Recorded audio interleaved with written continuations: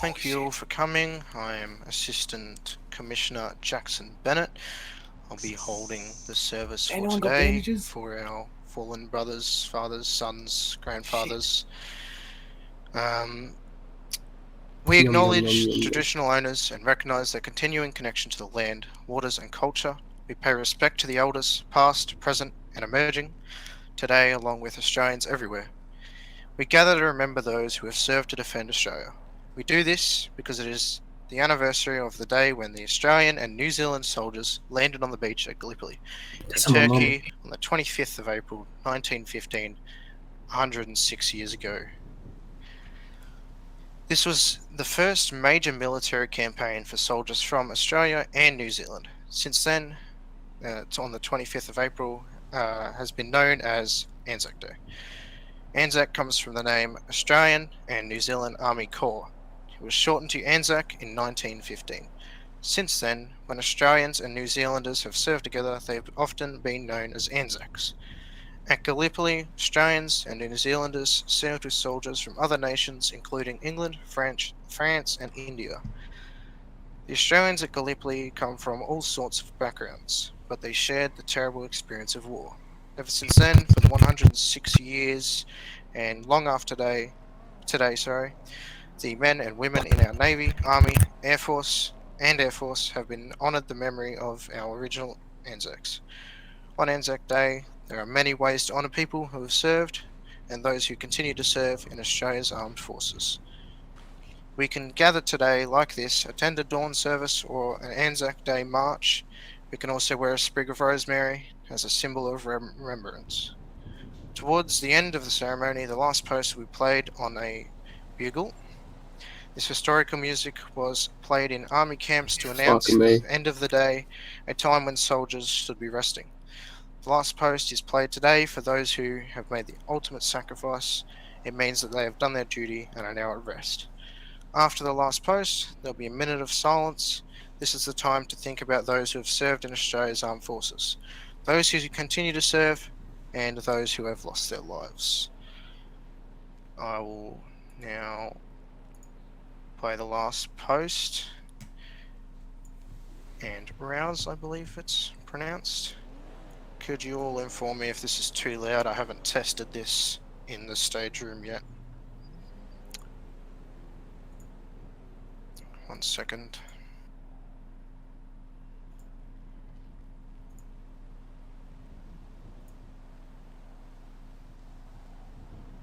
Alright. After this, there'll be a minute of silence. I ask you all to remain silent through the song, and then during that minute of silence afterwards I will continue speaking. Please email me if it's too loud or too quiet.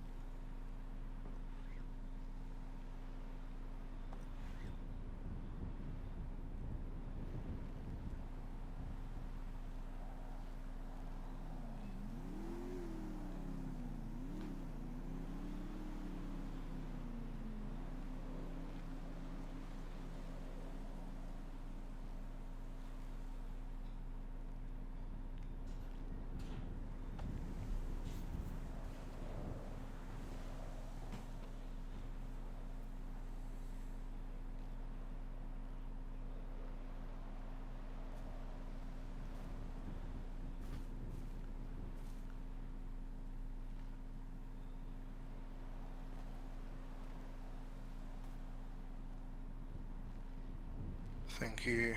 That concludes our minute of silence. I have a few more things to say, and then I'll open it up to everyone to speak. And then afterwards, we'll head down to the cemetery as we have a wall there with some names that mean a lot to some community members.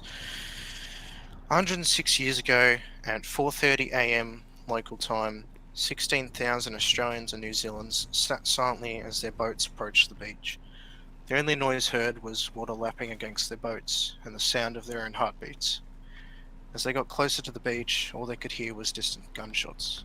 As the sun rose and the boats landed, the Anzacs pushed up the beach. The Anzacs did face heavy resistance amongst the hilltops and ridgelines, and nevertheless they pushed through. By mid-morning, reinforcements had arrived, pushing the Anzacs back to their improvised shallow trenches within hundreds of meters of their objectives. By that evening, 2,000 of those Anzacs that first landed had already lost their lives. In one day alone, Anzacs demonstrated exceptional bravery, ingenuity, endurance, and mateship. These became the defining aspects of Australians and New Zealanders. For the next 8 months, the Australians advanced no further than the positions they had taken on the first day.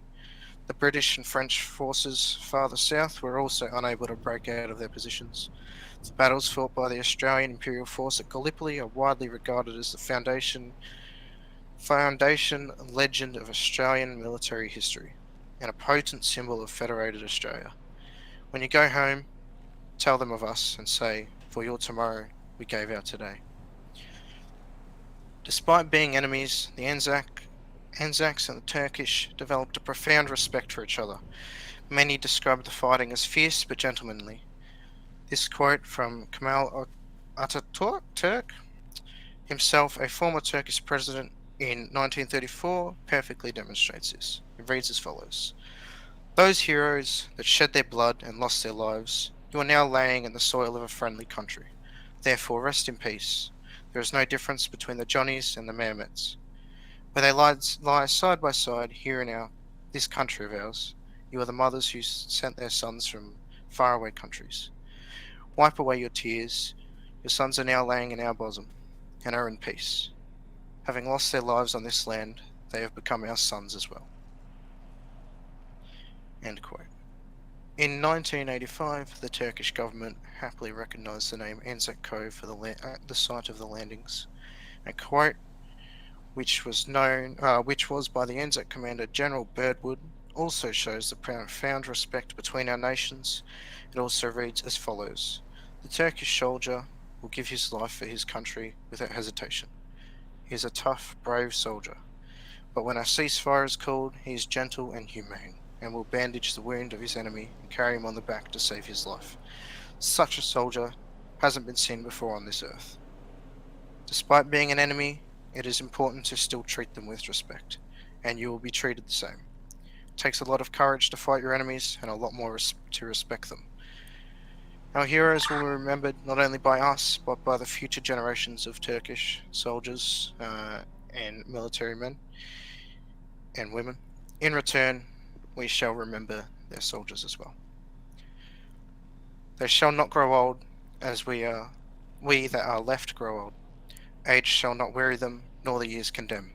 At the going down of the sun, and in the morning, we will remember them, lest we forget."